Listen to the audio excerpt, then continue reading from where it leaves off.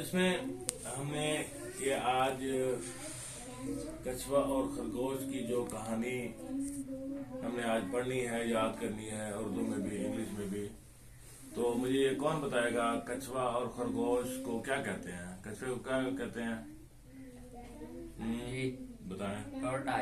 اور خرگوش کو ریبٹ بھی کہتے ہیں. اور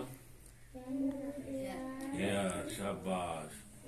اچھا، اس میں نا کچھ جو مین تھیم ہے وہ آپ کو بتائیں گے. یہ ہماری زندگی میں بھی ہمیں کام دیتا ہے اور انہیں سمجھنا چاہیے کہ خرگوش اور کچھوے کی جو کہانی ہے اس کے اندر انسانوں کے سمجھنے کے لیے بڑی اہم باتیں ہیں.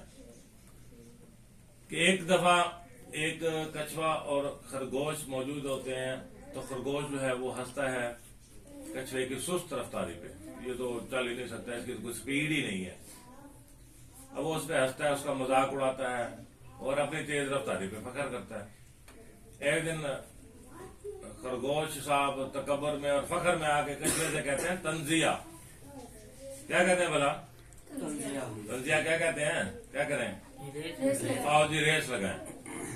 چلو اچھا، اب یہاں پہ دیکھو کہ خرگوش بڑا تیز بھاگتا ہوتا ہے اور کچھوا واقعی بڑا سلو رینگتا ہے. اب کچھوے کی ہمت کو داد دینی پڑتی ہے کہ اس نے اپنی سلو سپیڈ کے باوجود خرگوش کا چیلنج قبول کیا. چلو جی ریس شروع ہو گئی. اب خرگوش کیسے بھاگا ہوگا؟ رینگ کے یا چھلانگے لگا کے؟ خرگوش چھلانگے لگاتا ہوا 2 منٹ کے اندر ہی نظر سے غائب ہو گیا. او آگے نکل گیا. اب اس کے مقابلے میں کچھوا کیسے چلا ہوگا؟ سلو رینگ کے. خرگوش جب آدھا راستہ طے کر گیا تو اس نے پیچھے دیکھا کہ کچھوا تو ابھی بہت پیچھے نظر ہی نہیں آ رہا. اس نے کہا جی میری تو سپیڈ ہی بڑی ہے، ابھی میں تھوڑی دیر سو جاتا ہوں، جب کچھوا میرے تک پہنچے گا تو میں پھر اٹھ کے 2 چھلانگے لگاؤں گا اور منزل تک پہنچ جاؤں گا. اس کو نیند آ گئی. اب کچھوا جب اس کے قریب سے گزرا تو اس نے دیکھا کہ یہ خرگوش سو رہا ہے. تو کچھوے نے اپنی منزل کی طرف کوئی رکاوٹ نہ ڈالی اور سلو چلتا رہا. آہستہ آہستہ وہ اپنی منزل پہ پہنچ گیا. جب خرگوش اٹھا ہوگا اس نے کیا دیکھا ہوگا کہ کچھوا کی طرف کو پھر بھاگا ہوگا کہ نہیں بھاگا ہوگا؟ جب بھاگ کے وہ اپنی منزل پہ پہنچا ہوگا تو اس نے کیا دیکھا ہوگا کہ کچھوا اپنی منزل پہ پہنچ گیا. تو پھر خرگوش کو خوشی ہوگی شرمندگی؟ اب اس کے اندر سمجھنے والی بات کیا ہے بیٹا؟ پہلی بات، جو کچھوے نے ہمت کا مظاہرہ کیا، اس نے یہ نہیں دیکھا کہ میں تیز نہیں دوڑ سکتا تو میں ریس میں حصہ ہی نہیں لوں گا. نہیں، اس نے ریس میں حصہ لیا. اس کو اللہ پہ بھی یقین تھا اور کانفیڈنس بھی تھا کہ میں آہستہ اپنی منزل پہ پہنچ جاؤں گا. مگر خرگوش تکبر میں تھا اور اپنی اس چاق چوبندی پہ، چستی پہ فخر کرتا تھا، جس کی وجہ سے کیا ہوا کہ اس نے راستے میں جناب ریسٹ پروگرام کیا کہ جی میں تھوڑی دیر ذرا کیا کر لوں، ریسٹ کر لوں. تو اس کی آنکھ لگ گئی. اس غفلت کی وجہ سے جو سلو چلنے والا کچھوا تھا وہ اپنی منزل پہ پہنچ گیا اور وہ اپنی چاق کی اوور کانفیڈنس کی وجہ سے خرگوش ہار گیا. اور جب وہاں پہنچا تو بڑا شرمندہ ہوا اور اسے احساس ہوا کہ واقعی تکبر اور فخر نہیں کرنا چاہیے تھا مجھے، کیونکہ جیتنے کے لیے قدرت کا بھی ایک مدد شامل ہوتی ہے. تو یہ چیز بیٹا ہمارے ذہن میں ہونی چاہیے کہ کبھی بھی اپنی کسی صلاحیت پہ، اپنے پاس موجود کسی چیز پہ فخر، گھمنڈ اور تکبر نہیں کرنا چاہیے. اور اگر کسی کے اندر کوئی کمی ہے تو اس کے ساتھ مایوسی نہیں کرنی چاہیے، اس کے ساتھ ہمت نہیں چھوڑنی چاہیے، بلکہ اپنی منزل کی طرف، اپنے مقصد کی طرف آہستہ لگے رہنا چاہیے. مگر مسلسل مسلسل جب آپ کام کرتے رہتے ہیں، جدوجہد کرتے رہتے ہیں تو انسان کامیابی پا لیتا ہے. اسی طرح کچھوے نے بھی کامیابی پا لی، کیونکہ وہ مسلسل جدوجہد میں لگا رہا، رکا نہیں.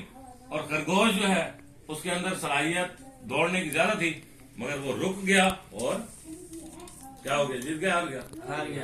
اور کچھوا جیت گیا. آہستہ لگا رہا، مسلسل محنت کرتا رہا اور اپنی منزل اس نے پا لی. جی شکیل صاحب اس میں کیا سمجھ آیا؟ سنائیں ذرا تھوڑا سا، کھڑے ہو کے سنائیں شاباش مجھے آواز میں. بسم اللہ الرحمن الرحیم. ایک دفعہ کا ذکر ہے، ایک خرگوش اور کچھوا بیٹھے تھے. خرگوش نے کہا کچھوے کو ہم ریس لگاتے ہیں. کچھوے نے کہا آؤ چلو. خرگوش چلتا رہا، اس کی تیز رفتار تھی. کچھوا آہستہ آہستہ وہ بھی چلتا رہا. خرگوش نے دیکھا کچھوا بھی بہت پیچھے ہے. شاباش. خرگوش نے ایک درخت کے نیچے آرام کیا. کچھوا چلتا رہا.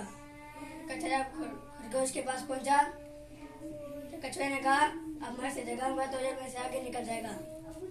کچھوا خاموشی سے آگے چلتا رہا. کچھوا اپنی منزل تک پہنچ گیا. خرگوش کی زبان کھلی. خرگوش نے دیکھا پیچھے کچھوا نہیں ہے. خرگوش نے بھاگنا شروع کر دیا. خرگوش جب کچھوے کے پاس پہنچا تو کچھوا جیت گیا تھا ریس.